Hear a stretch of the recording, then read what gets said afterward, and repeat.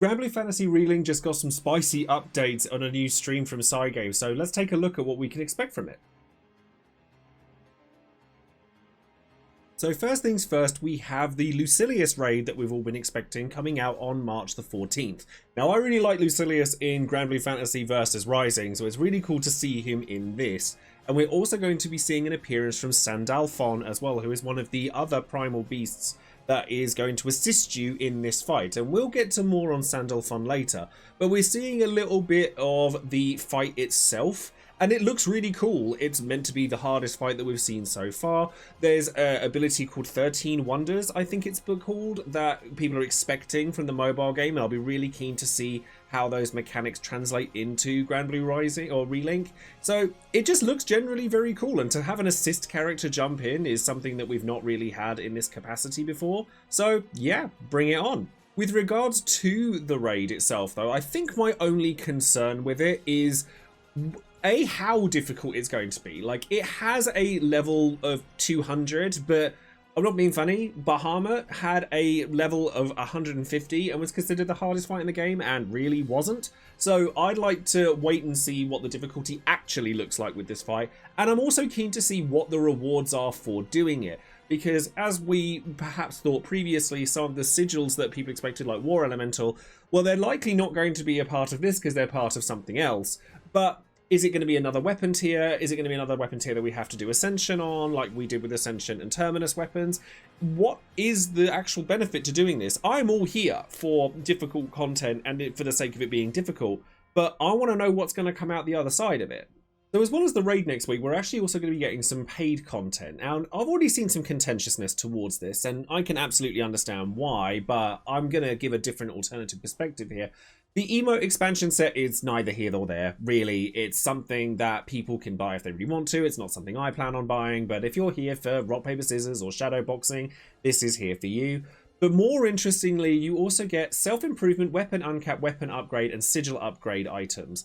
This is interesting, especially considering that two of the items that are present are Azurite Splendor in the sigil upgrade items, and then you've got the War Elemental sigil in the weapon upgrade items. The other stuff, or Damascus Ingots, is neither here nor there. Ambrosia, sure, and then some of the other sort of curio-only sigils are present.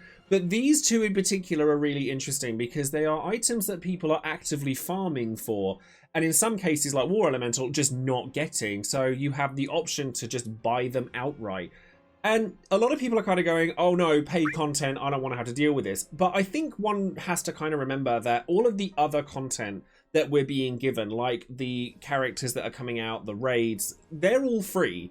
So they kind of have to make their money somewhere, and if you really just can't be bothered with the curios, this is an option for you. I'm not saying it's something I would purchase, because it's not. I would rather obtain these items in the game. But that is an option that's available to you. It's not necessarily something you feel like you have to do. As well as that, in April, we're going to be getting Siphon and Tuen, or Twen? I don't know how you pronounce that one.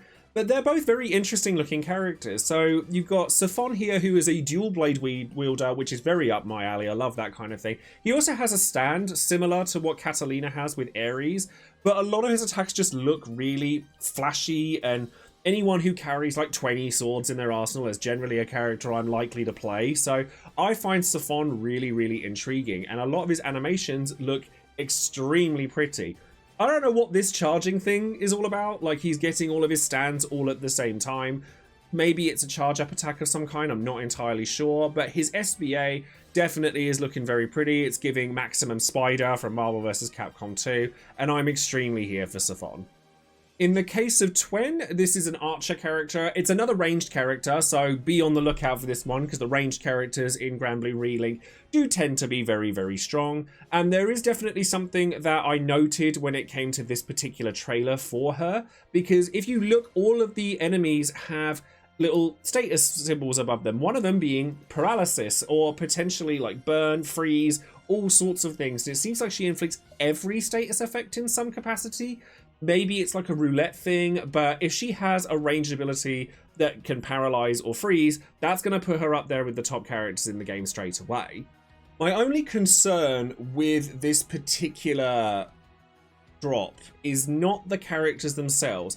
However, I am given hope with this just by this little phrase here where it says "and more," because it's all well and good us getting new characters, but where are we planning to use them? Are you just gonna farm Lucilius all over again, or Bahamut, and try and get their Terminus weapons and stuff? We don't know what the situation is with their weapons, whether they're going to come with like an entirely new set. I want to see content come out with these characters, and obviously I'm not one to look a gift horse in the mouth. They are free characters, and free updates for a game like this is wonderful, but I'm just a little curious as to how we're expected to play these characters. So if there's hard content coming out with them, fantastic. Now, I said I would come back to Sandalphon after the Lucilius raid trailer, and that's because they are making him playable after May. And Sandalphon just looks really cool. He's a character that I've seen rumoured very heavily as a DLC character for Versus Rising, and quite frankly, like, if a character has loads of wings like Lucilius or Sandalphon, then I am very, very here for it, and I'm very, very curious to see what he looks like in the Lucilius raid to give us a preview of what he might look like when we get to play him.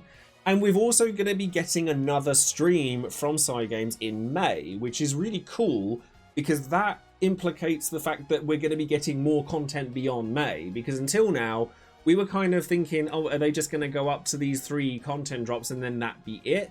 But it looks like that's not the case, and I'm really happy about that because this game has been an absolute sort of shining light for me recently, and I'm sure many of you will agree. So to see that it's going to get continuous support, very, very happy with that.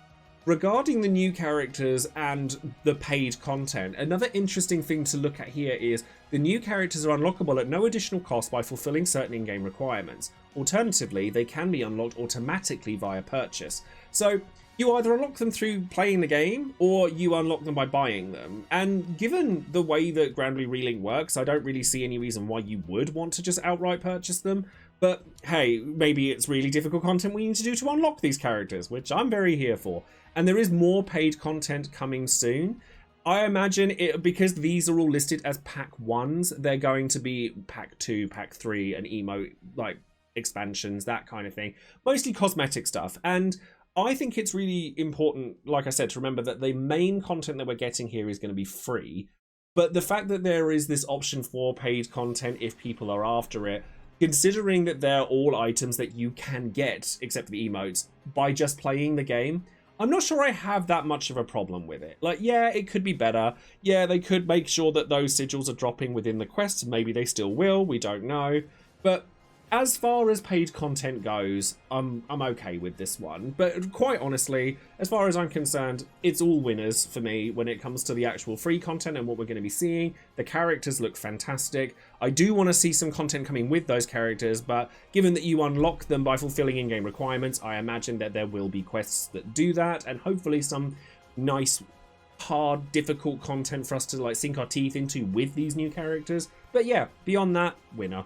Do sound off in the comments below if you know anything more about the characters that are presented here in Relink. I've not played the original like browser title, so I'd like to know more about Siphon and Sandalphon in particular, and Lucilius actually. Can we get him playable? Because he's badass and Rising, let alone in this. But if you're not sure what to comment, of course you can always comment algorithm, because it's extremely helpful to me as a content creator, and I appreciate you for doing so. If you've enjoyed the content that you've seen here today, perhaps consider leaving a like and clicking the subscribe button. I've been very, very grateful to the Granblue Fantasy Relink community for growing this channel with me, and I hope that the videos that I've been presenting have been helpful to you. If you've really enjoyed the content, then perhaps you'd like to consider clicking the link on my Patreon in the description box below and support the channel, as anything I earn from YouTube goes straight back into YouTube, as all of these lovely people have done. And I do artwork, and I do title cards for everybody that signs up, so thank you very much in advance for those of you that have done that. And with that, I will love you and leave you. Have a really good day, and have a really good time with Granblue Fantasy Relink's expansions. I'm sure I will. So see you again next time, guys. Take care.